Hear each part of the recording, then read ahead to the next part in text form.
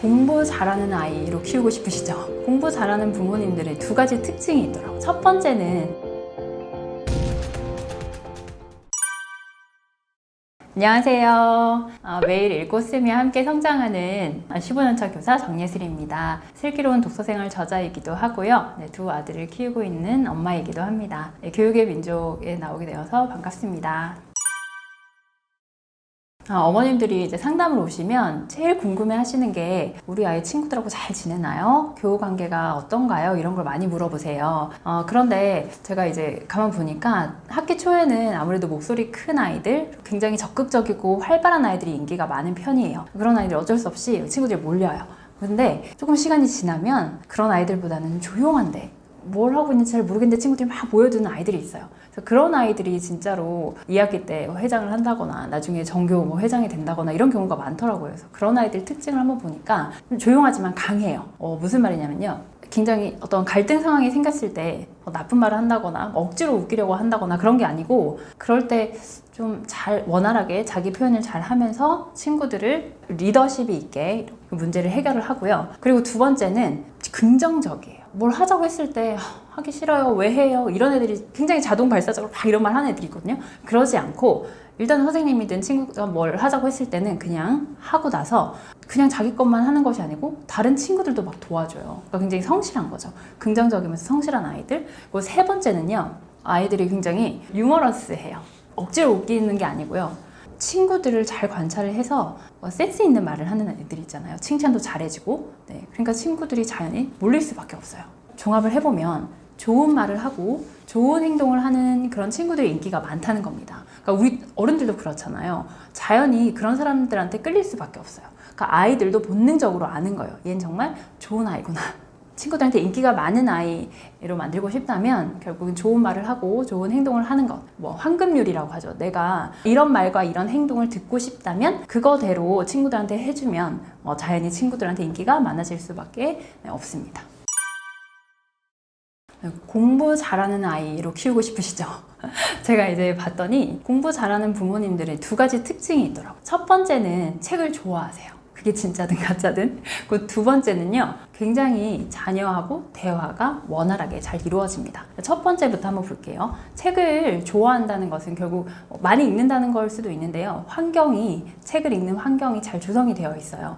제가 6학년을 가르치면서 6학년 2학기 때 이사를 한 친구들은 실사를 나가게 되어 있어요. 6학년 2학기 때 이사를 했는데 진짜 그 주소지에 살고 있는지 확인을 담임선생님이 하러 가야 되거든요. 그래서 가봤더니 한 친구가 그 친구 지금은 특목고에 다니고 있습니다. 굉장히 공부를 잘하고 영특한 친구였는데 가봤더니 거실이 정말 온통 책인 거예요. 그래서 한가운데 탁자가 있고 그래서 나중에 학교 왔을 때 물어봤어요. 땡땡아 너 부모님이 책 좋아하시니? 그러니까 책을 좋아하시고 많이 읽으신대요. 그래서 본인도 책을 자연스럽게 주말에 읽고 가족들하고 같이 얘기도 하고 이런 분위기가 있다고 하더라고요. 책을 좋아하면 결국 독서력이 공부력으로 이어지는 거잖아요. 그래서 공부 잘하는 아이의 기본은 결국은 책을 좋아하는 부모님에 있다라고 생각을 합니다. 근데 어떤 한 연예인이 본인이 책 읽는 게 너무 싫대요. 그래서 어떻게 하면 아이가 책을 잘 읽을 수 있을까 해서 책 안에다가 핸드폰을 끼워놓고 막 이제 웃었다고 해요.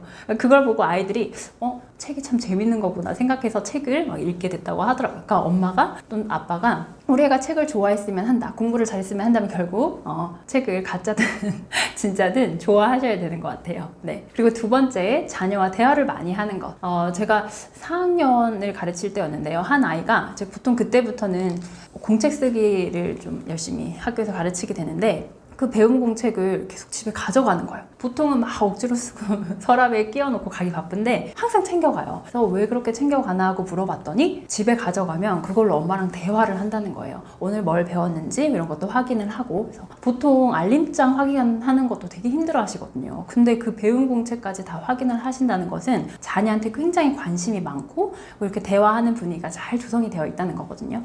그래서 부모님들께서 우리 아이가 어떤 학원에 막 가야 되고 이런 성적이 얼마가 나고 이런 것보다는 정말로 지금 현재 우리 아이 상태를 잘 확인할 수 있는 그런 대화를 잘 해 나가시는 게 중요하다고 생각을 합니다. 홍콩 열풍이 이제 코로나 때부터 다시 불었는데요. 사실 이게 뭐 없었던 말은 아니고요. 자기 주도 학습 능력과 동일한 말입니다. 그러니까 혼자 공부한다는 것은 스스로 계획을 세우고 이제 공부를 해 나가는 건데요. 어떻게 하면 우리 아이 혼자 공부할 수 있을까요? 저는 세 가지로 요약해서 말씀을 드릴게요. 첫 번째는요, 환경 조성입니다. 네, 당연히 공부할 수 있는 분위기가 만들어져야 돼요.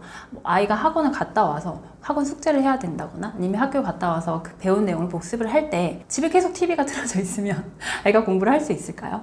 부모님들은 TV를 보면서 아이한테 너는 숙제해, 너 공부했니? 당연히 할 수가 없습니다. 그러니까요, 일단 집안 분위기를 공부를 할 수 있도록 그렇게 환경을 만들어 주시는 것이 가장 중요하고요. 그리고 아이가 숙제를 하고 있을 때 앞에서 뭐 책을 읽으시던지 아니면은 뭐 본인 어학 공부를 하신다든지 공부를 할 수 있는 그런 분위기를 만들어 주셔야 돼요. 두 번째는요, 루틴을 만드는 겁니다. 그러니까 학교 갔다 와서 뭐 간식을 간단하게 먹고 나면 무조건 공부할 양을 정해놓고 공부 계획에 따라서 공부를 하는 거죠. 우리가 뭐 유명한 그런 CEO나 뭐 베스트셀러 작가라던가 이런 사람들이 다 루틴이 있잖아요.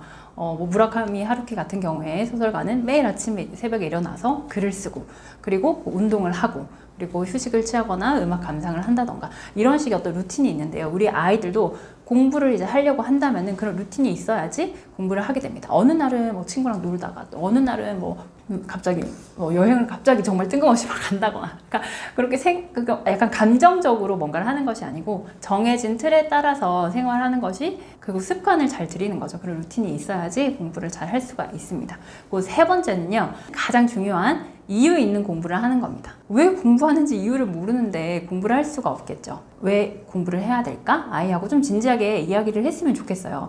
공부라는 것이 뭐 지식을 채우는 것 뿐만이 아니라 지금 공부를 하면서 배울 수 있는 그런 끈기나 뭐 성실함 이런 것들이 있잖아요. 그런 걸 배울 수 있는 것. 그리고 또 너가 나중에 커서 어떤 걸 할 때 꿈이라는 것이 꼭 어떤 직업이 아니더라도 어떤 삶을 살고 싶은지 이야기를 좀 나누고 그것을 위해서 필요한 과정이다라는 걸 좀 알려주셨으면 좋겠어요. 예를 들면 저희 둘째는 아직 1학년이긴 하지만은 아주 어릴 때부터 자기는 나쁜 사람을 잡고 싶대요. 그래서 그럼 어떤 일을 하면 좋을까 생각했더니 자기가 그때 알고 있는 게 이제 경찰이었어요. 근데 또 다양한 책을 읽다 보니까 뭐 변호사도 있고 판사도 있고 또 그 외에 뭐 다양한 것들이 있잖아요. 그래서 뭐 슈퍼 히어로도 있는데 자기가 어쨌든 뭔지는 모르겠지만 자기는 앞으로 나쁜 사람들을 감옥에 넣는 그런 일을 하고 싶어. 그러니까 어떤 삶을 살고 싶은지가 있으면 그걸 위해서 관련된 책을 읽을 수도 있고 공부를 할 수도 있잖아요.